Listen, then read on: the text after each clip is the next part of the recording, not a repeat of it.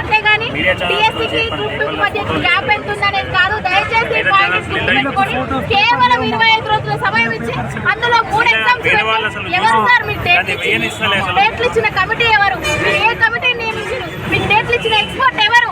వాళ్ళని ఈ రోజు మాకు చూపించండి. లేకపోతే మీకు చర్చలు జరిపింది ఎవరు? మీరు చర్చలు జరిపితే మీ దగ్గరకు వచ్చిన డిఎస్సీ అభ్యర్థులు ఎవరు?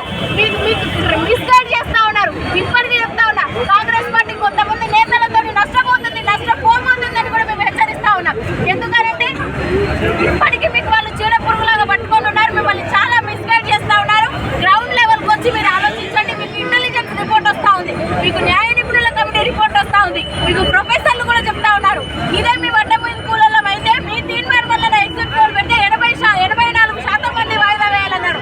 మరి మీ ఎమ్మెల్సీ బీఆర్ఎస్ వాళ్ళు కొనుక్కున్నారా? మీ ఎమ్మెల్సీని మీరు రోజుకొక ఎమ్మెల్యేని తీసుకొచ్చుకుంటున్నారా? వాళ్ళని అడగండి. మీకు కాదు చదువురాలను. దయచేసి చాలా పద్ధతిగా మాట్లాడండి. మీరు ఎవరెవరికో లింకులు పెట్టొద్దు. నిరుద్యోగులందరూ నిరుద్యోగులే. దయచేసి ఈ విషయాన్ని గుర్తుపెట్టుకోవాలి.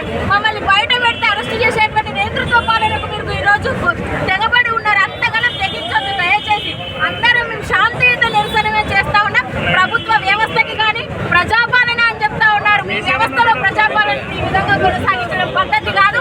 శాంతియుతంగా కూడా మా ఉద్యమాన్ని మేము ఉధృతం చేయడంలో వెనకడుగు వేసేది.